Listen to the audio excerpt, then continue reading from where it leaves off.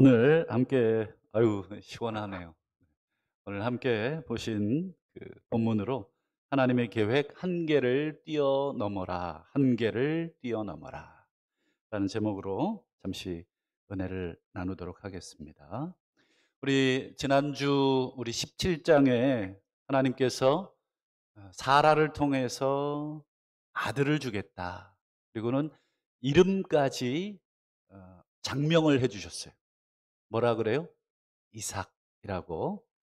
그랬더니 아브라함이 아멘으로 받았어야 되는데 어떻게 했습니까? 엎드려 웃습니다. 그리고 자기는 100세고 사라는 90세인데 이건 불가능합니다.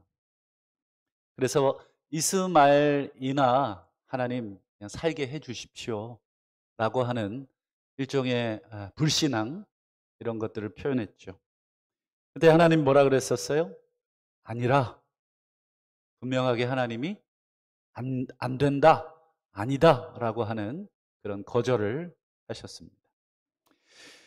어쨌든 이런 말씀을 나누고 이제 하나님이 다시 아브라함을 떠나시고 아브라함이 다시 이제 일상으로 돌아갑니다. 일상으로 돌아가서 우리 1절을 보시면 마므레의 상수리 나무들이 있는 곳, 이게 이제 마므레는 사람 이름이고 아마 그 지역에 상수리 나무들이 많이 있었던 것 같습니다. 아마 한번 우리 인터넷을 한번 찾아보시면 이 아브람 시절로 추정이 되는 상수리 나무가 지금도 존재합니다. 수천 년 된 그 상수리 나무가 이제 보호수로 펜스를 쳐놨는데 그 지역에 이제 상수리 나무들이 많이 있는 그 지역인데 거기에 이제 아브라함이 이제 앉아 있습니다. 자신의 장막 텐트에 이제 앉아 있는데 2절을 한번 보실까요? 눈을 들어 본즉 사람 셋이 맞은편에 서 있는지라. 이게 이제 분명히 이 중에 한 분은 하나님이시고요. 두 분은 누구냐라고 했을 때 뭐 어떤 분은 성자, 또 어떤 분은 성령, 이렇게 삼위 하나님이다 이렇게 얘기하는데 뭐 그것도 해석이 가능하지만 우리 이제 이어지는 18장 쭉 뒤에 보면 천사들이 또 언급이 되죠. 그러니 아마 하나님과 두 명의 천사들이 직접 이제 아브라함을 방문을 합니다. 물론 아브라함은 아직 이게 하나님 일행인지를 전혀 모르고 있습니다. 어찌됐건 그 사람 셋이 맞은편에 서 있는 걸 보고 아브라함이 어떻게 합니까? 장막문에서 달려나가 영접하며 몸을 땅에 굽혔다.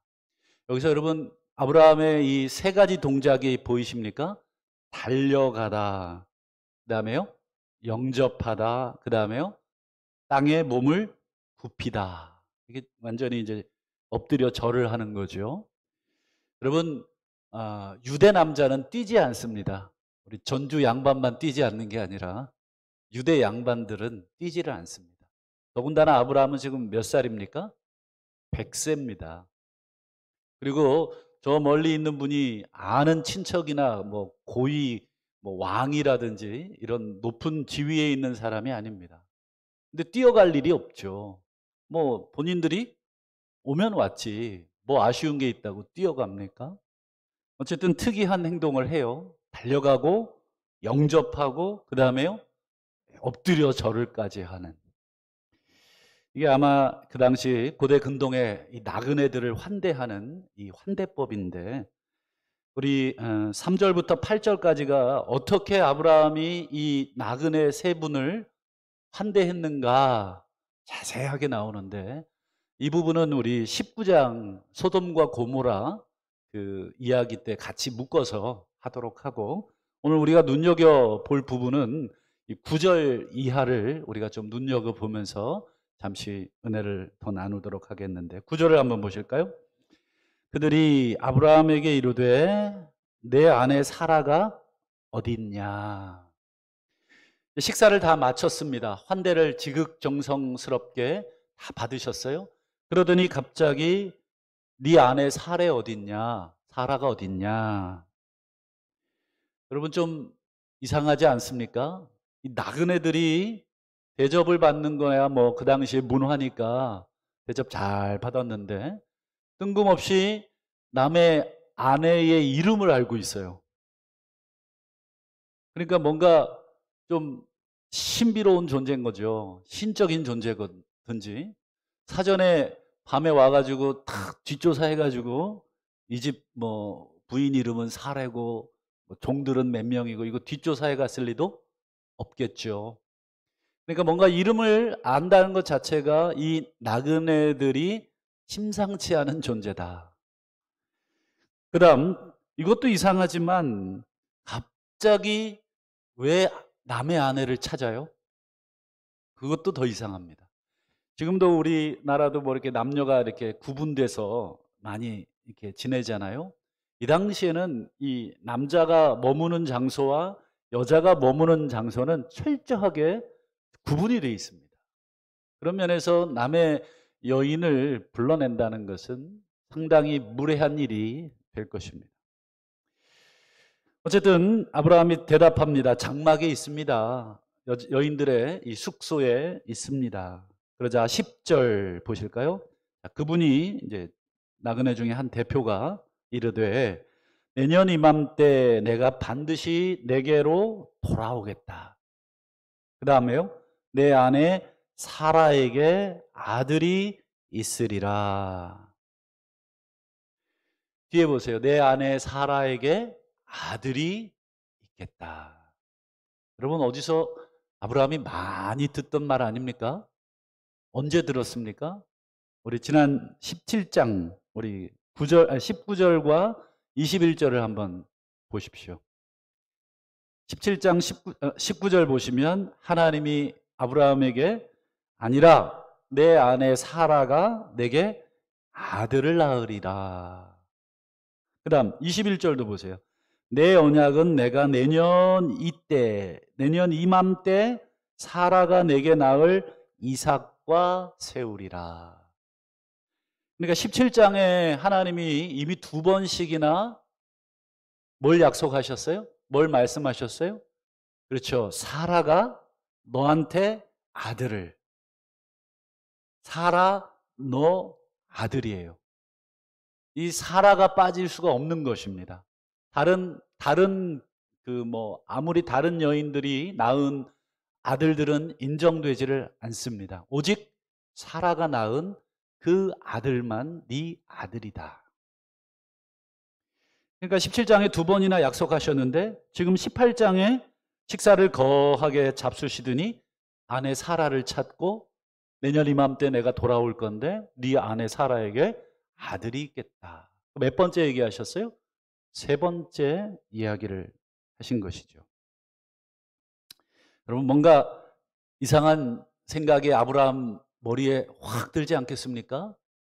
하나님이 자기에게 2번이나 얘기하신 얘기를 지금 생면부지에 나그네들이 와가지고 식사 대접 한번 잘 먹었다고 여러분 덕담조로 아이고 잘 먹었어요 이를 쑤시면서 아들 하나 있겠구만 이러고 갈 일은 만무한 것입니다. 왜요? 아브라함 지금 딱 봐도 100살이고 사라는 딱 봐도 90살이에요. 여러분 할머니 할아버지한테 아들이 있겠다 그러면 그거는 덕담입니까? 아니면 놀리는 겁니까? 그렇죠. 놀리는 거죠. 차라리 아유 손주가 태어나겠군요. 뭐 이러면 좀 이해가 되지만 어쨌든 이 90 먹은 사라에게 아들이 있겠다. 이게 좀 아브라함이 계속 자기는 불가능하다고 생각하는 그런 이야기들을 하나님이 17장에 2번 그리고 18장에 갑자기 나그네들이 와가지고는 또 한 번. 여러분 그 이야기를 장막 뒤에서 듣던 사라가 어떻게 하냐면 12절 보시죠. 사라가 속으로 웃고 이르되 내가 노쇠하였고 내 주인도 늙었다. 나는 90이고 내 주인은 100살인데 내게 무슨 즐거움이 있겠냐. 여기서 이 즐거움이라는 것은 바로 자녀를 얻는 즐거움을 말하겠죠. 사라도 어떻게 했습니까? 속으로 웃었다. 여러분 지난 17장에는 하나님께서 아브라함에게 아들이 있겠다 했을 때 아브라함이 어떻게 했어요? 웃었어요. 그리고 이번엔 누가 웃습니까? 사라도 웃습니다. 그러면 이걸 뭐라 그래야 되나요? 부창부수? 하여튼 뭐 둘이 뭐 꿍짝꿍짝 잘 맞네요. 하나님이 얘기한 것을 남편이 웃고 또 아내도 웃고. 여러분, 그럼에도 불구하고 하나님이 또 약속을 합니다. 우리 14절을 한번 볼까요? 여호와께 능하지 못한 일이 있겠느냐? 기한이 이를 때에 내가 내게로 돌아오리니 사라에게 아들이 있으리라. 또 한 번 더 사라에게 아들이 있겠다. 여러분, 17장하고 똑같은 약속을 두 번, 총 4번에 걸쳐서 약속을 합니다. 여러분, 이쯤 되면 한 가지 궁금한 게 생기지 않습니까? 저는 이 성경을 쭉 읽으면서 왜 이렇게 하나님이 자꾸 약속을 하냐? 아브라함도 안 믿고 속으로 웃고 사라도 안 믿고 속으로 웃고 있는데 왜 하나님만 이게 무슨 똥꼬집이신가? 왜 이렇게 자꾸 괜찮다, 이스마엘이나 살게 해달라 이렇게 얘기하는데도 하나님이 또 약속하고 또 약속하고 또 하고 또 하냐? 여러분 어떻게 생각하세요? 왜 이렇게 하나님이 자꾸 약속하시나? 여러분 이 아브라함 이 사건은 성경 전체를 이끌어가는 중요한 장입니다. 나머지 요한계시록까지 이만큼의 이 두꺼운 분량을 오늘 이 창세기의 이 아브라함 사건이 다 끌어갑니다. 그렇기 때문에 여러분 특별히 다른 분은 몰라도 아브라함은 우리가 꼼꼼하게 우리 공부를 해둘 필요가 있습니다. 여러분 왜 하나님이 아브라함의 불신, 아브라함의 비웃음, 사라의 불신, 사라의 비웃음에도 계속 약속을 하시는가? 그림을 하나 좀 보여드리겠습니다. 한번 화면을 보여주시죠. 여러분 이게 뭐죠? 비단잉어죠. 비단잉어과인데 이 물고기 이름이 코이라고 합니다. 근데 여러분 저 뒤에 그 다라라고 하면 다라 맞죠? 네, 다라. 바게스 아닌가요? 다란가요? 네. 전문 용어를 잘 몰라서 저기 어쨌든 어항 같은데 물고기가 얼마나 보이시나요? 뭐 좀 뭐 크진 않을 것 같아요. 한 요 정도 그죠? 근데 저 앞에 남자가 들고 있는 물고기 보세요. 엄청난 크기죠. 남자도 되게 등치가 있으신 분 같은데 저 뒤에 있는 물고기가 저 앞에 있는 물고기랑 같은 물고기예요. 제가 다른 그림을 한번 더 보여드릴까요? 한번 두 번째 그림을 한번 보여주시죠. 아까 보여드린 그 같은 종류의 코이라는 물고기인데 이 코이라는 물고기가 특징이 있습니다. 맨 왼쪽을 보시면 이게 어항 속에서 이 코이라는 물고기를 키우지 않습니까? 그러면 최대 5cm에서 8cm 정도로 큰답니다. 요 정도 되겠나요? 그렇죠?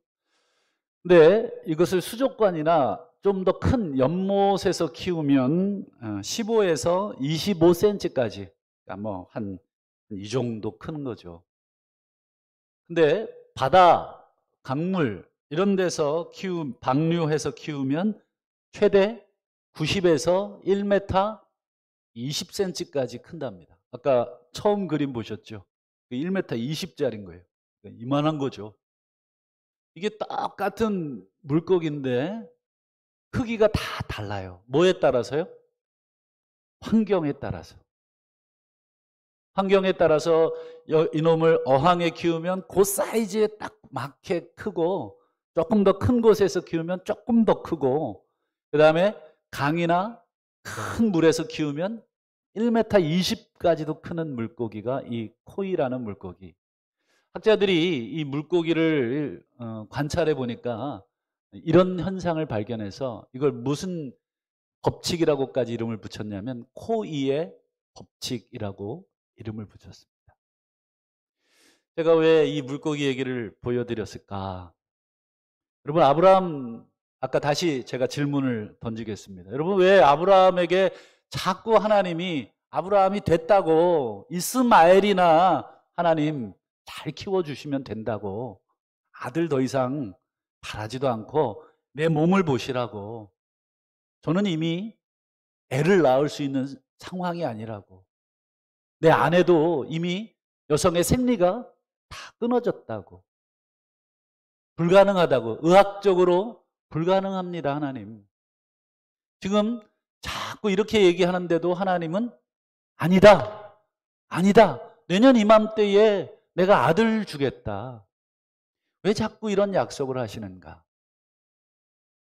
저는 이 물고기를 보면서 하나님이 아브라함에게 하신 약속의 의미를 우리가 깨달을 수 있다고 생각을 합니다. 환경에 따라서 자기의 크기를 다르게 할 수 있었던 이 코이라는 물고기처럼, 여러분, 지금 만약에 하나님께서 아브라함의 믿음, 지금 우리가 보기에는 이 콩알 만한 믿음, 정말 이 작은 믿음, 그 믿음을 그대로, 그 상황에 그대로, 그래? 그럼 그대로 이스마엘만 잘 키워라. 만약에 그렇게 하셨다면, 여러분, 아브라함의 믿음이 어떻게 됐을까? 아브라함은 거기에서 하나님의 모든 걸 다 경험하고 끝나는 것입니다. 그런데 하나님은 아니라고 하면서 내년 이맘때에 내가 아들을 안겨주겠다 하면서 아브라함에게 더 큰 것을 계속 약속을 하시고, 그리고는 끝끝내 그 약속을 어떻게 하셨어요? 이루셨어요. 여러분, 이삭을 내년 이맘때에 주실 텐데, 아마 이제 뒤에 가면 보게 됩니다만, 여러분, 이삭을 받았을 때에 아브라함이 하나님에 대한 그 신앙이 어땠을까요? 저는 아브라함의 신앙이 이삭을 받기 전과 이삭을 받고 난 다음에 그 신앙의 크기가 달라졌다고 생각을 합니다. 만약에 하나님이 그대로 아브라함이 갖고 있던 그 믿음만큼만 인정해 주시고 그냥 그대로 방치해 뒀다면, 여러분, 아브라함은 거기서 머물렀을 텐데 하나님은 그걸 깨주기를 원하신 것입니다. 당신이 어떠한 사람, 어떠한 분인가 하는 것을 알려주기를 원하셨던 거죠. 그래서 더 큰 것, 아브라함의 눈에, 아브라함의 인식에 불가능해 보이는 것을 하나님이 약속하시고 그것을 이루어 주심으로써, 아, 이게 가능하구나. 자신의 죽은 몸에서, 아니 죽은 것과 같은, 이미 생물학적으로 생식을 할 수 없는 그런 몸에서도 하나님은 생명을 끄집어내시는 분이시구나 라고 하는 것을 경험케 한 것입니다. 여러분, 우리 자녀들을 키울 때 생각해 보시면 대부분 이해하실 겁니다. 여러분, 학생들이나 자녀들 키울 때 어떻게 키우셨습니까? 지독하게도 막 뭘 하기 싫어하잖아요. 저희 아이들도 막 이것저것 시키려고 하면 싫다 그러고 안 하려고 그러고 막 뻗팅기고.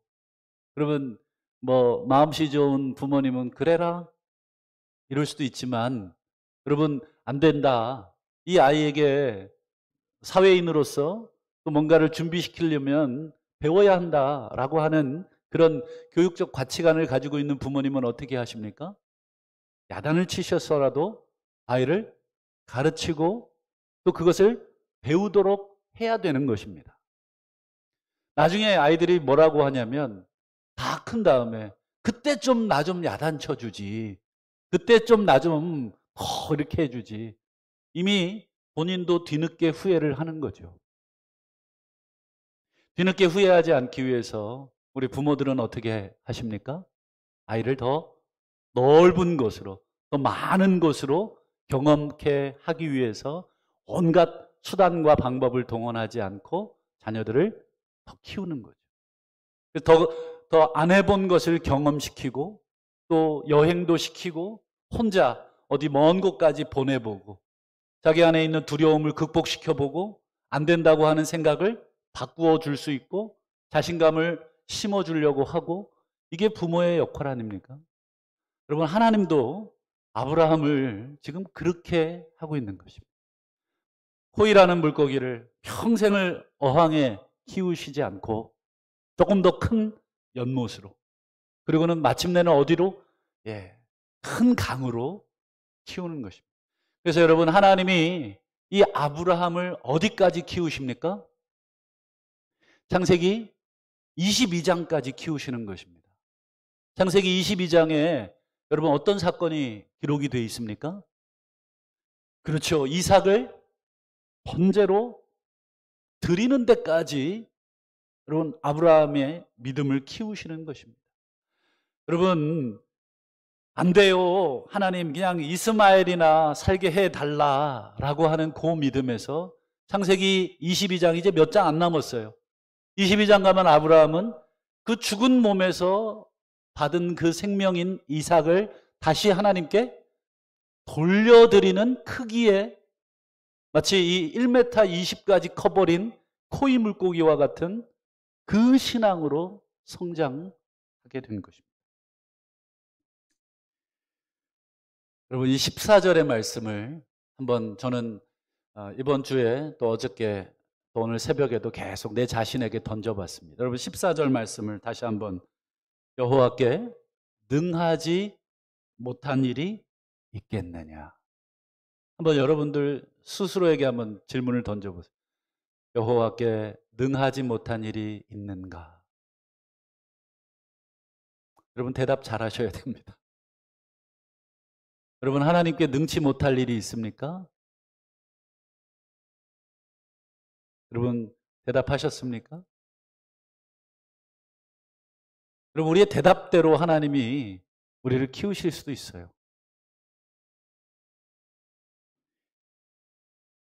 저는 우리 14절 말씀을 보고 참 많이 회개도 하고 생각도 했습니다. 제가 목사인데도 가끔 하나님이 정말 이건 하실 수 없을 거야. 이건 하나님도 안 돼.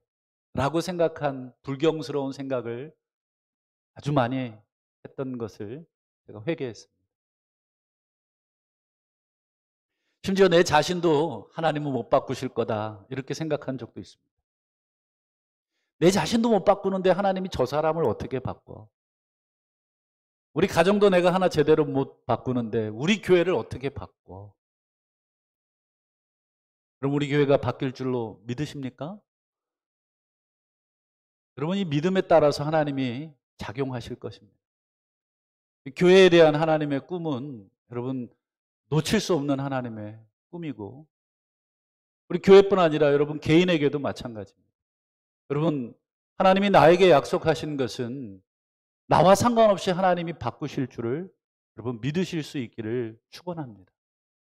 여러분, 이것이 쉬운 것 같지만 우리가 현실 속에 들어가면 어렵습니다. 현실에 치이고 이리저리 부딪히면 다시 작아지는 우리의 믿음을 우리가 보게 되죠. 그때마다 여러분 계속해서 하나님의 위대하심을 여러분 노래하셔야 합니다. 저도 오늘 새벽에 아침에 여기까지 오면서 찬송하리로다. 우리 주 예수 그리스도의 하나님, 지극히 크신 은혜로 우리를 구원하신 그 하나님, 그 에베소서의 말씀을 제가 묵상하면서 이 짧은 거리를 왔습니다. 나를 바라보지 않고 약속하신 그분을 바라보는 것입니다.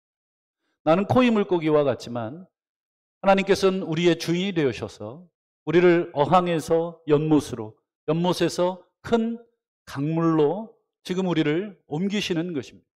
어항이 안전해 보여도 거기선 더 이상 내 믿음이 클 수가 없기에 하나님은 과감하게 우리를 들으셔서 조금 더 큰 환경 속에 우리를 던져놓고 거기에 또 맞게 우리가 성장하도록 우리를 이끌어 가십니다.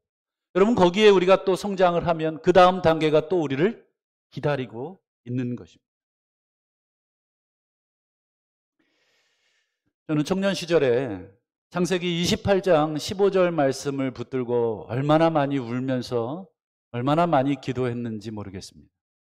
창세기 28장 15절 말씀, 내가 너와 함께 있어 내가 어디로 가든지 너를 지키며 너를 이끌어 이 땅으로 돌아오게 할지라.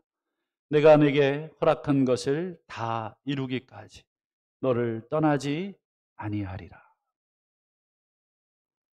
청년 시절 뭐 다 힘드셨겠지만 저희도 제 가정도 많이 힘들었던 시절이었습니다. 근데 이 창세기 28장 이 야곱의 이야기를 쭉 묵상하는데 이 15절 말씀에서 제게 하나님이 눈물을 주셨습니다. 그냥 눈물이 왈칵 쏟아지더라고요. 형을 피해서 외삼촌 라반의 집으로 도망가던 그 야곱,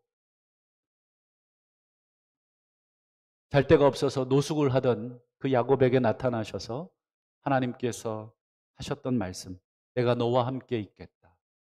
네가 어디로 가든지 너를 지켜주겠다. 너를 이끌어 다시 이 고향 땅으로 돌아오게 하겠다. 그리고 내가 너에게 허락한 것이 있는데 그걸 다 이루기까지 내가 너를 떠나지 않겠다. 이 말씀 붙들고 얼마나 울고 얼마나 기도했는지 모르겠습니다. 제가 하나님을 너무 못 믿었었어요. 도무지 바뀔 것 같지 않은 환경, 도무지 변하지 않을 것 같은 일들이 너무 많이 있었기 때문에 답답한 마음에 하나님 앞에 그저 기도할 수밖에 없었는데 그때 야곱에게 주셨던 이 말씀이 그냥 저에게 그냥 이렇게 막 성경에서 글자가 튀어 올라오더라고요. 그냥 막 여기서 막 금빛이 막 빛이 쫙 올라오더라고요. 그래서 그 말씀 붙들고 계속 기도할 때마다 이 말씀 먼저 읽고 하나님 제게 약속한 것이 무엇인지 모르겠습니다. 제가 지금 믿을 수 없는 상황이지만 하나님이 약속하셨다면 하나님이 그렇게 하시겠다면 하나님 제 믿음 없음에도 불구하고 그렇게 이루어 주시옵소서. 제가 이렇게 기도했던 기억이 아직도 생생합니다. 여러분 우리의 지금 이 현재의 이 믿음 안에 우리가 만족하지 마시기를 바랍니다. 이스마엘이나 하나님 살게 해달라 하는 여러분 그 정도로 우리 하나님은 우리를 두지 않으실 것입니다. 우리를 더 큰 곳으로 더 큰 믿음으로 하나님이 우리를 몰아가실 것입니다.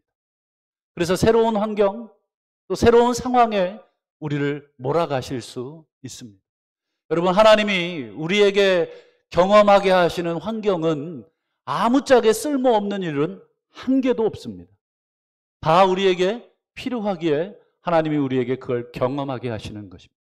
기쁨도 그렇고 좌절도 그렇고 상처도 그렇고 눈물도 그렇고 실패도 하나님에게는 하나도 쓸모없는 것이 없습니다. 지금 좌절해 있고 지금 낙심해 있고 지금 믿겨지지 않고 지금 불안하고 지금 괴로우십니까? 그러나 하나님이 약속하신 것이라면 여러분 끝까지 하나님을 믿고 가시기를 바랍니다. 언젠간 하나님이 우리를 정말 거대한 물고기처럼 우리의 믿음을 완성시키셔서 아브라함과 같이 당신이 주신 이삭을 다시 달라고 해도 아까워하지 않고 얼마든지 드리면서 다시 죽은 자 가운데서 다시 살리실 줄을 믿고 드리는 믿음에까지 우리를 성장시켜 주실 줄을 믿습니다. 이 한 주간에도 우리가 다시 한번 하나님의 그 신실하신 약속을 믿으시고 다시 한번 우리의 연약함은 여전히 그대로지만 다시 한번 하나님 앞에 우리의 믿음 없음을 고백하며 주님께서 우리를 키워 주실 수 있도록 내맡기시는 복된 한 주간 되시기를 주의 이름으로 축원합니다. 아멘. 이 시간 찬송가 500